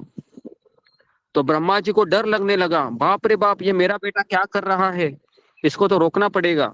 तुरंत उन्होंने ब्रह्मा जी को बुलाया, अरे इधर आजा, मैंने ऐसे थोड़ी करने को बोला है, तो फिर क्या करूं मैं? पहले तुम तपस्या करने के लिए जाओ। अच्छा ठीक है। तो इस तरीके से रुद्र मान गए और वन की ओर प्रस्थान किया और फिर ब्रह्मा ने अपने शरीर के विभिन्न अंगों से 11 और पुत्र उत्पन्न किए। उनके नाम है नारद, दूसरा है वशिष्ठ। वशिष्ठ मुनि किसके पुत्र थे? ब्रह्मा जी के। ओके। तीसरा है दक्ष प्रजापति, चौथा है भृगु मुनि, पांचवा है क्रतु, छठा है पुलस्त्य ऋषि, सातवां है अंगिरा, आठवां है अत्रि ऋषि, नौवां है मरीचि, 10वां है पुलस्त्य और 11वां है कर्दम मुनि। सबको समझ में आ रहा है ना किस तरह से हम जा रहे हैं? मैं बहुत आसान लैंग्वेज में और काल समय परिस्थिति के अनुसार मैं एग्जाम्पल देके भी आपको समझा रहा हूं किस तरह से ये ब्रह्मा जी सृष्टि निर्माण कर रहे हैं। तो अभी ये 11 उत्पन्न होने के बाद 11 अपने पिताजी के सामने खड़े हो गए और पिताजी ने आदेश दिया आप लोगों को प्रजा की उत्पत्ति करनी है। तो एक व्यक्ति ने अपना हैंड रेज किया, कौन थे? कि मैं शादी नहीं करूंगा पिताजी, मैं भी मेरे भाइयों की तरह, हाँ, चतुष कुमार की तरह मैं ब्रह्मचारी बनूंगा। नारद मुनि, वेरी गुड। मतलब आप जी, मतलब आप लोगों का ध्यान है ना? तो ऐसे प्रश्न उत्तर मिलने से पता चलता है कि आप सुन रहे हैं। तो नारद मुनि है, इन्होंने हाथ खड़ा करके कहा कि पिताजी मैंने आपको देखा है ना, आपकी भी आपकी पत्नी के साथ जमती नहीं है, मेरी माँ के साथ, तो मुझे अभी शादी नहीं करनी है कि नहीं? मैं भी शादी करूंगा तो ऐसे ही है ना, पत्नी मचमच करेगी और फिर पूरा मेरा मूड ऑफ हो जाएगा। इससे अच्छा है कि मैं ही आंखें बंद करके भगवान के ऊपर ध्यान करता रहता हूँ। तो इस तरीके से तो अभी देखिए ब्रह्मा जी भगवान की सेवा कर रहे थे कि नहीं? लेकिन सेवा में बाधा आ रही थी या नहीं आ रही थी? आ रही थी, है ना? सेवा में अनेक बाधाएं आएगी, फिर भी एक निश्चयी भक्त सेवा करता रहता है। तो कॉलिंग की सेवा हम करते हैं तो कई लोग आपको बोलेंगे माता जी आप क्यों मेरे पीछे पड़ी है, अरे हमको छोड़ दो ना, वापस क्यों फोन करते हैं, ऐसा भी बोलेंगे। या आपको ये भी बोलेंगे हमारे पास समय नहीं है, लेकिन हमको क्या करना है? सेवा को बनाए रखना है। उसके बाद फिर ब्रह्मा जी ने धर्म और अधर्म तथा अधर्म को बढ़ाने वाले 3-4 चीजों का निर्माण किया। तो लिखिए ये 4 चीजें कौन से हैं? काम, इच्छा, क्रोध और लोभ। ये किन्होंने निर्माण किया? काम, क्रोध, लोभ, ये भी ब्रह्मा जी ने निर्माण किया, है ना। तो आप बोलोगे कि क्यों निर्माण किया इसने? देखो ना, अभी हम इसी के नीचे पड़े हुए हैं। तो इन सब तत्वों का निर्माण करते हुए एक समय वे अपनी पुत्री वाक के प्रति आकर्षित हो गए। तो ब्रह्मा के इस भ्रम को देखकर मरीचि सहित उनके कुछ पुत्रों ने उन्हें रोकने का प्रयास किया। असफल होने पर वे भगवान से प्रार्थना करने लगे। अंततः ब्रह्मा जी अपनी मूल चेतना में लौट आए और उन्होंने स्वयं पर लज्जा होने लगी। उन्होंने अपनी इस दूषित मानसिकता का त्याग कर दिया और निराश हो गए। भगवान इस प्रसंग द्वारा एक महत्वपूर्ण शिक्षा देना चाहते थे। कौन बताएगा मुझे कि भगवान इस ब्रह्मा जी का जो कार्य था अपनी पुत्री के पीछे जाना, इससे भगवान हमें एक शिक्षा देना चाहते हैं कि इस संसार में व्यक्ति किसी भी समय माया में गिर सकता है। माया से अत्यंत सावधान रहना चाहिए। तो ये शिक्षा बहुत जरूरी है ना। एक बार शिल प्रभुपाद जी प्रवचन दे रहे थे और प्रभुपाद जी प्रवचन में कह रहे थे, मेरे जितने भी शिष्य हैं वो बहुत सुंदर जपा करते हैं, मंगलारती करते हैं, लेकिन उन्होंने उनमें कमियां है एक। तो सारे शिष्य गौर से सुन रहे थे क्योंकि गुरुदेव बोल रहे हैं ना, उनके गुरु है प्रभुपाद जी। तो प्रभुपाद ने कहा कि ये लोग माया से डरते नहीं है, ये इनमें बुराई है।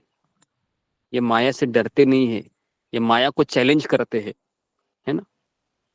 बराबर है। हमारा भी ऐसा है ना, हम माया से डरते हैं क्या? कहीं पर भी जाना है, शादी में जाना है तो हम डरते हैं, बाप रे बाप शादी जाना है, कैसे होगा मेरा, है ना, माया में फंस जाऊंगा, मैं फंस जाऊंगी, ऐसा डर लगता है। कितने लोगों को ऐसा डर लगता है जी? फिंगर को रेस कीजिए कि जब कोई न्योता आता है कि किसी फंक्शन में जाना है, गेट टुगेदर होगा, अभी काफी लोग आएंगे और आप बोलोगे कि बाप रे बाप अभी 2 दिन 3 दिन 1 दिन मुझे रहना होगा, पता नहीं मेरे मन का क्या हाल होगा जी। तो कैसा लगता है? वेरी गुड, लगता है तो बहुत ही अच्छा है। और कितने लोगों को ऐसा लगता है कि वाह वाह कितने दिनों के बाद ये मौका आ गया, चलो अभी थोड़ा सा एंजॉय करेंगे। ऐसा किसी को लगता है? ऐसा किसी को नहीं लगता है ना। चलो अच्छा है। तो है ना, आध्यात्मिक जीवन जी। तो इस तरीके से उसके बाद फिर जी, तब ब्रह्मा जी विचार करने लगे और ऋषियों सहित उनके 10 शक्तिशाली पुत्र पर्याप्त मात्रा में ब्रह्मांड की जनसंख्या को बढ़ा नहीं रहे थे।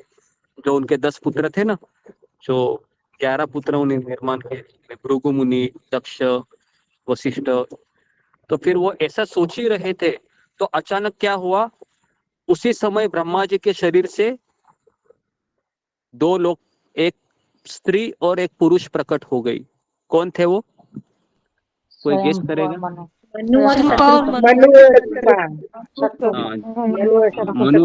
तथा शत्रुपाल। वेरी गुड, है ना। आप सभी लोगों को लगता है भागवत पता है, लगता है ना। तो फिर चलो अच्छा है। स्वयंभू मनु तथा उनकी पत्नी शत्रुपा प्रकट हुई और स्वयंभू मनु सबसे पहले मनु थे, है ना। और वे ब्रह्मा जी के आदेश के अनुसार संतान उत्पन्न करने के लिए तैयार थे, लेकिन उन्होंने देखा कि धरती गर्भोदक सागर में डूबी हुई है। अब ये धरती मतलब आप ये मत समझिए पृथ्वी, समझ में आया? धरती मतलब ये पूरा जो भूमंडल है ना। भूमंडल मतलब ये स्वर्गलोक तक है, स्वर्गलोक, भूअरलोक, भूलोक, ये पूरा मिला के भूमंडल होता है। तो ये भूमंडल कहाँ पर डूबा था? गर्भोदक गर्भोदक सागर। गर्भोदक सागर मतलब कौन सा वो समुद्र है जहाँ पर गर्भोदक शाही विष्णु लेटे हुए हैं? हाँ, गर्भोदक सागर। आप में से कितने लोगों ने ये सुना है कि रसातल में ये पृथ्वी चली गई थी? ऐसा सुना है आपने? मुझे लगता है आपने ऐसे ही सुना होगा ना, रसातल में पृथ्वी चली गई थी, फिर भगवान ने शुक्र रूप ले लिया जी। लेकिन भागवत हमको बता रहा है कि गर्भोदक सागर में ये भूमंडल मतलब पृथ्वी डूबी हुई थी। पृथ्वी मतलब केवल वो गोल घूमती हुई, केवल हमारा भारत वो ये नहीं, भारतवर्ष नहीं, बहुत बड़ा है। तो अभी लोगों को रहने के लिए कोई स्थान ही नहीं था। तो उस समय भगवान श्वेत वराह ब्रह्मा जी की नासिका से प्रकट हुए और गर्भोदक सागर में प्रवेश करके अपने नथुनों पर धरती को उठा लिया, है ना। और यह लीला स्वयंभू मनु के पहले मनवंतर में हुई थी, ठीक है। और चाक्षुष मतलब छठवां मनवंतर। कितने मनवंतर होते हैं ब्रह्मा जी के एक दिन में? 14 14 होते हैं ना जी। तो ध्यान पूर्वक सुनिए। पहले मनवंतर में जब पृथ्वी डूबी थी गर्भोदक सागर में, तो कौन से वराह आए थे? तो यहाँ पर लिखा है श्वेत वराह। श्वेत मतलब सफेद कलर के।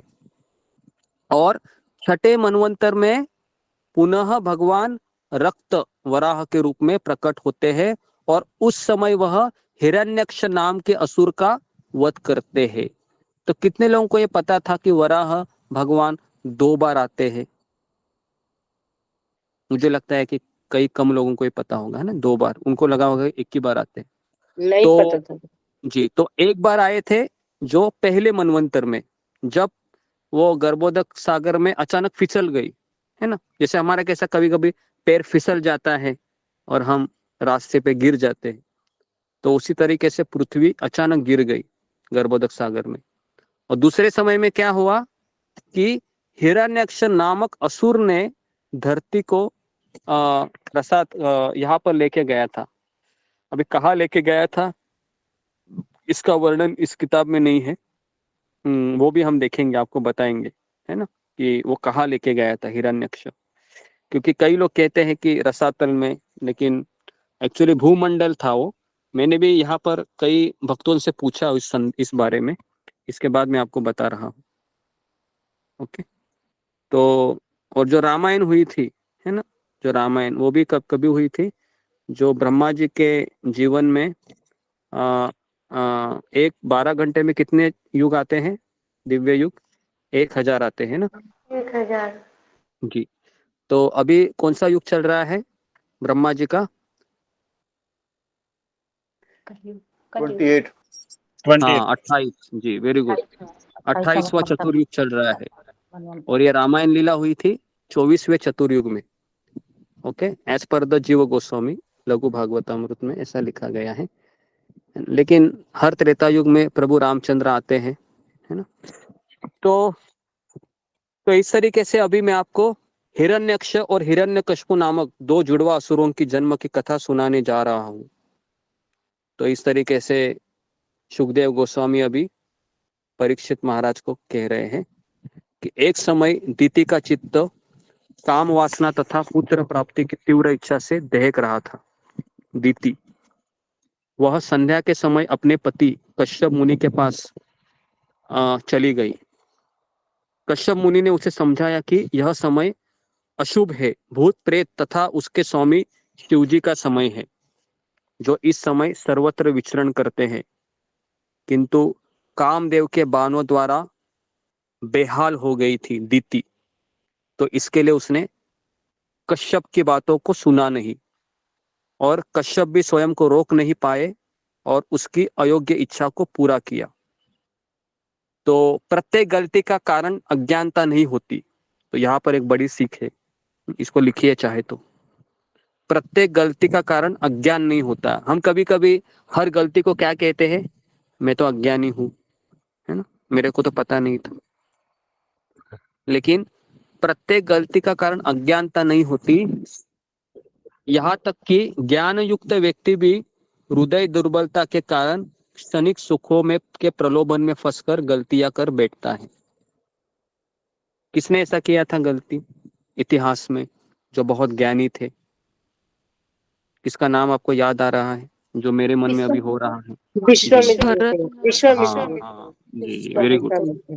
हाँ, विश्वामित्र मुनि है ना जी। वो बहुत धीर व्यक्ति थे, 60,000 साल तपस्या कर रहे थे, लेकिन मेनका के पायल के, क्या बोलते हैं उसको, पायल ही बोलते हैं ना जी, मेनका के पायल की झनकार से उनका चित्त उद्विग्न हो गया और फिर वह जी, और उसके बाद फिर वह मेनका के साथ कुछ दिन रहे भी, और विश्वामित्र मुनि की ही वो कन्या थी, क्या नाम था उसका? इसको याद है? शकुंतला गुरुजी। Shakuntala, very good. तो शकुंतला का जन्म हुआ इस तरीके से। तो इस तरीके से कश्यप मुनि को जब लगा कि ये मैंने क्या किया, तो वो उदास हो गए और दीति से कहा, तुम्हारा दूषित मन था, मैंने तुमको इतना समझाया समय के ऊपर ध्यान दो, तो इसके लिए तुमने मेरे आदेश की अवज्ञा की है और देवताओं का भी अनादर किया है। इसके कारण तुम्हारे गर्भ से 2 पुत्र जन्म लेंगे, है ना, 2 पुत्र जन्म लेंगे और वो सारे तीनों लोकों में त्राही त्राही मचाएंगे। कौन थे वो 2 पुत्र? हिरण्यकशिपु। जो अबाध तथा निष्पाप लोगों का वध करेंगे, स्त्रियों को प्रताड़ित करेंगे, महात्माओं को क्रोधित करेंगे, और अंततः फिर दीति कहती है कि इतना सब होगा तो जरा मेरे पुत्रों को कुछ मिलेगा क्या? तो कहता है कि एक चीज उनके जीवन में अच्छी होगी कि स्वयं भगवान के हाथों के द्वारा उनका। दीति फिर पश्चाताप करने लगी और इतना पश्चाताप करने लगी कि उसको धैर्य देने के लिए कश्यप ने उसे प्रोत्साहित करते हुए कहा, तुम्हारा पोता कौन होगा? तुम्हारा पोता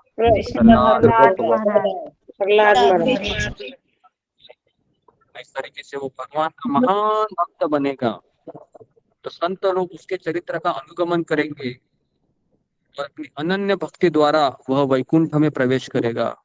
यह जब सुना दीति ने तो उसको अच्छा लगा, चलो कुछ तो मिलेगा, मतलब मेरा पोता अच्छा रहेगा, है ना। कभी कभी ऐसा होता है कि बच्चे बहुत नालायक होते हैं, लेकिन उसका पोता होता है वो अच्छा निकलता है, हो सकता है कभी कभी। तो दीति ने 100 वर्षों तक उस भ्रूण को अपने गर्भ में रखा। कितने साल? 100 साल। अभी आप बोलोगे कि कोई भी महिला है, जैसे 9 महीने होती है तो उसको ऐसा लगता है कि कब ये बाहर आए, है ना, है ना, ऐसा होता है। लेकिन आप सोचोगे कि दीति ने कितने साल रखा गर्भ में इस दोनों को? 100 साल। उसने अपने भ्रूण में रखा क्योंकि वो नहीं चाह रही थी कि मेरे बेटे उत्पात मचाए, लेकिन अपने पुत्रों द्वारा देवताओं को दी जाने वाली यातनाएं तथा भगवान के हाथों उन दोनों की मृत्यु को टालना चाहती थी वो। उसके गर्भ की शक्ति से सभी दिशाओं में अंधकार छाने लगा। भ्रमित होकर सभी देवगण ब्रह्मा जी के पास गए और ब्रह्मा जी ने दीति के गर्भ में आए उन दोनों शिशुओं की पूर्व कथा सुनाई।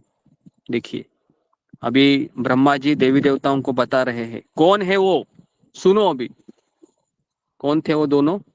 वो दोनों थे जय विजय। जय और विजय। तो वे भक्त जो असुर बन गए, कैसे असुर बन गए? एक समय की बात है कि चारों कुमार वैकुंठ लोक पहुंच जाते हैं और वैकुंठवासी रत्न जड़ित स्वर्णिम विमानों में अपनी संगिनियों के साथ विहार कर रहे थे। वे व्यक्तिगत भोगों की इच्छा से पूर्णतः मुक्त थे तो श्री हरि के महिमा गान में मग्न थे। तभी वहां पर देखा कि कुछ द्वारपाल थे जो भगवान की सेवा में रत है। तो वहां पर चतुष्कुमार आ गए और उन्होंने कहा, मुझे वैकुंठपति का दर्शन करना है। तो अंदर जाना चाह रहे थे वो, लेकिन उन्होंने बिना किसी बाधा के वैकुंठ के 6 द्वार पार किए। कितने पार किए उन्होंने दरवाजे? 6 दरवाजे। आपके घर को कितने दरवाजे हैं? एक एक दरवाजा। जी, ओके। वैकुंठ को कितने दरवाजे हैं? 7 7 दरवाजे। ओके, 7 दरवाजे। ओके, 6 दरवाजे पार किए और 7वें द्वार पर जैसे ही पहुंचे वहां पर उन्होंने 2 व्यक्तियों को देखा। उनका नाम था जय और विजय।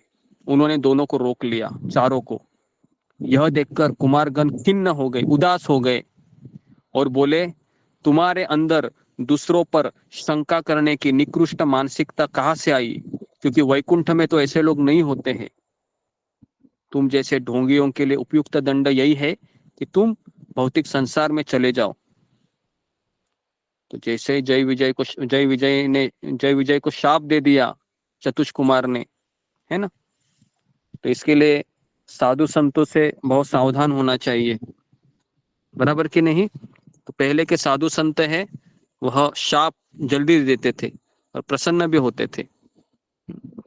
तो इस तरीके से जय और विजय कुमारगणों के चरणों पर गिर गए और याचना करने लगे कि हमें क्षमा कीजिए, हमें क्षमा कीजिए, हमें भगवान को विस्मृति ना हो, हम भगवान को नहीं भूल सकते। तो उनकी विनम्रता को देखकर कुमारों का पश्चाताप होने लगा कि हमने इनको क्यों शाप दिया। तब स्थिति को समझते हुए अचानक वहां पर 2 लोग आ गए। कौन आ गए वहां पर? भगवान विष्णु और लक्ष्मी देवी।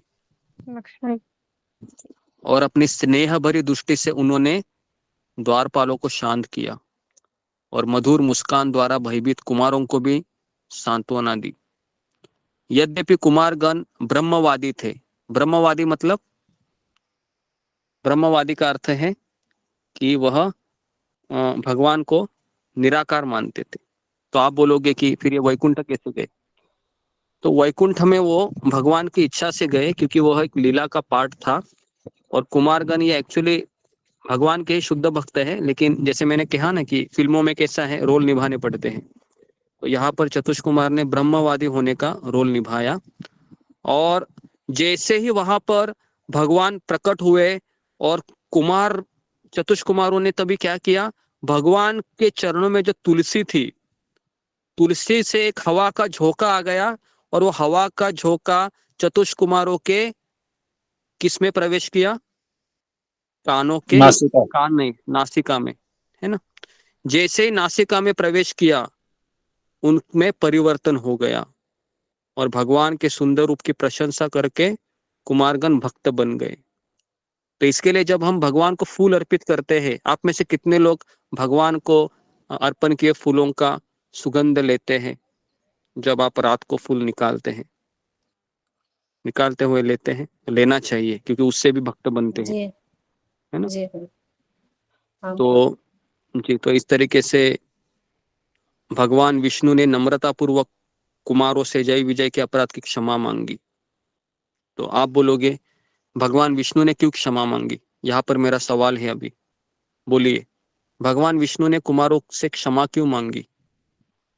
जी, इस प्रश्न का थोड़ा सा आपको उत्तर आना चाहिए। जी बताइए। कृष्ण मोहन प्रभु, भगवान विष्णु ने क्षमा क्यों मांगी? गुरुजी, भगवान अपने भक्तों का महिमा मंडन ज्यादा करते हैं, तो मुझे यही लगा कि वो वहाँ उनसे मिलने के लिए आए थे और उनके जो जय विजय जो द्वारपाल थे उनको वहाँ पे उनके मार्ग में उनको रोक दिए। तो इसलिए उन्होंने उनसे क्षमा याचना की। ओके, इसका उत्तर ये है कि जब कोई सेवक अपराध करता है तो ये अपराध किसके माथे पे लग जाता है? स्वामी के माथे पे। तो इसलिए भगवान के सेवकों द्वारा ये गलती हुई थी, इसके लिए भगवान उनके स्वामी होने के कारण भगवान ने उनसे क्षमा याचना की। तो ये इसका उत्तर है। तो आप बोलोगे, तो यहाँ पर हमको एक चीज समझ में आती है कि एक आदर्श स्वामी अपने सेवकों द्वारा किए अपराध का उत्तरदायित्व लेता है। लेकिन आजकल के स्वामी ऐसा लेते हैं क्या? वो कहते तुमने गड़बड़ किया है ना, तुम ही भुगतो अभी, ऐसा बोलते हैं। तो इस तरीके से कुमारगण भ्रमित थे, भगवान क्षमा मांग रहे थे, पश्चाताप करने लगे कि भगवान हमें क्षमा कीजिए, हमने इस 2 द्वारपालों को शाप दिया है, आप हमें जो भी दंड देना चाहे हम तैयार हैं। तब भगवान विष्णु ने रहस्य उद्घाटन करते हुए कहा, तुम्हारे द्वारा मेरे द्वारपालों को असुर होने का शाप वास्तव में मेरी ही योजना थी। क्या कहा विष्णु ने? कि ये मैंने ही योजना बनाई थी। तो क्रोध के भाव में मुझ पर ध्यान करने से वे शीघ्र ही मेरे पास लौट आएंगे। कुमार ने भगवान की प्रदक्षिणा की और प्रस्थान किया, और विष्णु ने जय विजय से कहा, भयभीत न हो, लक्ष्मी ने पहले ही तुम्हारे जाने की भविष्यवाणी कर दी थी। तो अभी आप बोलोगे, देखो तो ये सब किसने करवाया है? लक्ष्मी जी ने करवाया था। कैसे? तो सुनिए अभी ये कथा। जब मैं सो रहा था और तुमने लक्ष्मी को रोका था, मतलब जय विजय ने इसके पहले किसको रोका था? लक्ष्मी जी को भी रोका, है ना। तो उस समय लक्ष्मी जी भी गुस्सा हो गई थी। यद्यपि तुम्हारी मानसिकता असुर की होगी, फिर भी तुम सदैव मेरा स्मरण एवं सेवा करोगे। तुम दोनों के साथ युद्ध करके मुझे सुख प्राप्त होगा। इस प्रकार जय विजय ने वैकुंठ से निकलकर किसके गर्भ में प्रवेश किया? दीति के गर्भ में। दीप्ति के घर में। तो मुझे अभी बताइए, दीति का अपने पति के पास इस तरीके से आना, ये भी किसकी इच्छा थी? भगवान ये की। तो इस तरीके से ब्रह्मा जी ने देवताओं से कहा केवल भगवान ही उनकी रक्षा कर सकते हैं। तो देवों ने, ये कहानी किसने किसको बनाई बताई थी? ब्रह्मा जी ने देवताओं को बताई थी, बराबर है। तो अभी ब्रह्मा जी देवताओं को कह रहे हैं, आप भय को छोड़ दो। और 100 वर्ष के बाद दीति ने 2 जुड़वा बच्चों को जन्म दिया। कश्यप मुनि ने उसका नाम रखा हिरण्यकश्यपु, और दूसरा का नाम था हिरण्यक्ष। हिरण्यकश्यपु ने तपस्या करके ब्रह्मा जी से वर प्राप्त किया और तीनों लोगों पर नियंत्रण स्थापित करने लगा। हिरण्यक्ष भी युद्ध की लालसा में संपूर्ण ब्रह्मांड की यात्रा कर रहा था। उसका रूप, उसका स्वभाव देवताओं के लिए भयकारी था। तो इस तरीके से हिरण्यक्ष ने नारद मुनि से भगवान की जानकारी ली और गर्भोदक समुद्र में प्रवेश किया। वहां उसने भगवान के वराह रूप में देखा, जिन्होंने अपनी नथुनों पर धरती को उठाया था।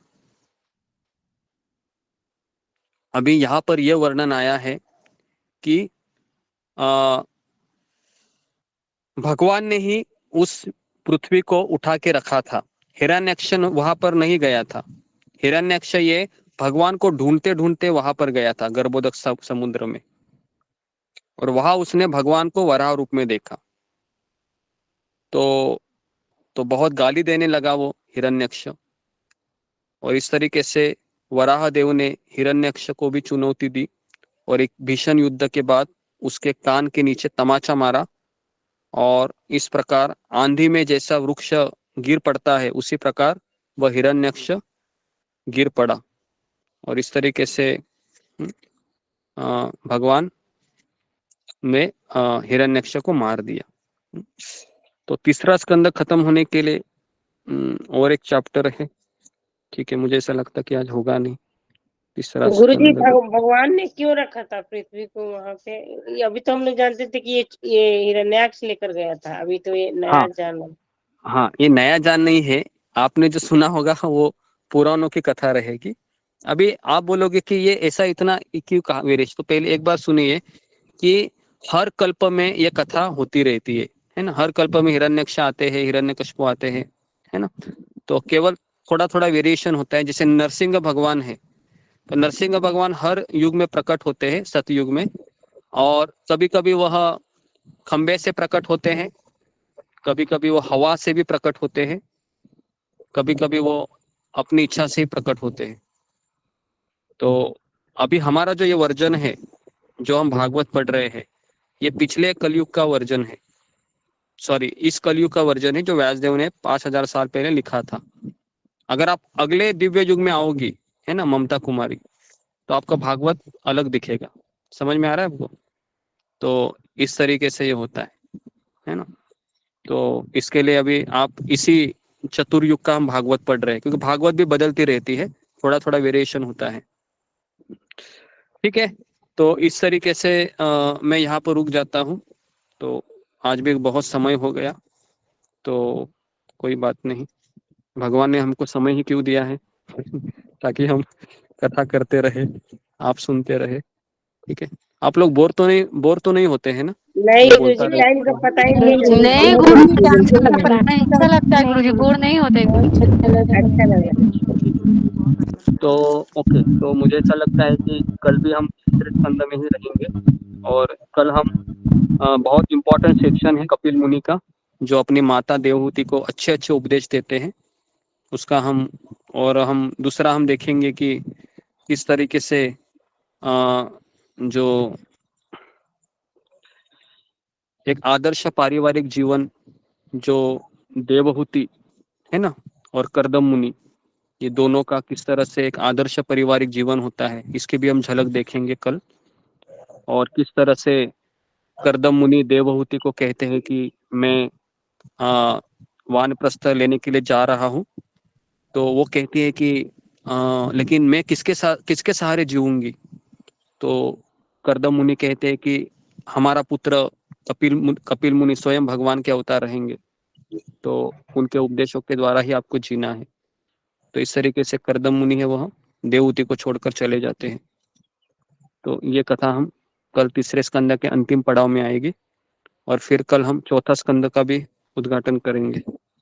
ठीक है, तो यहाँ पर मैं रुकता हूँ। तो आप सबका बहुत बहुत धन्यवाद। ग्रंथराज श्रीमद् भागवतम की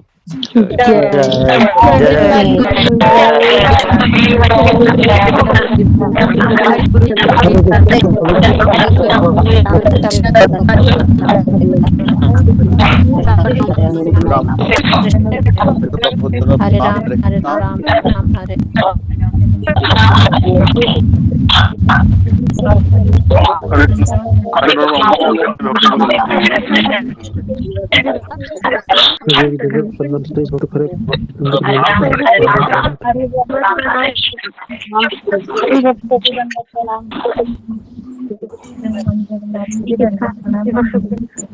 चरणों में प्रणाम।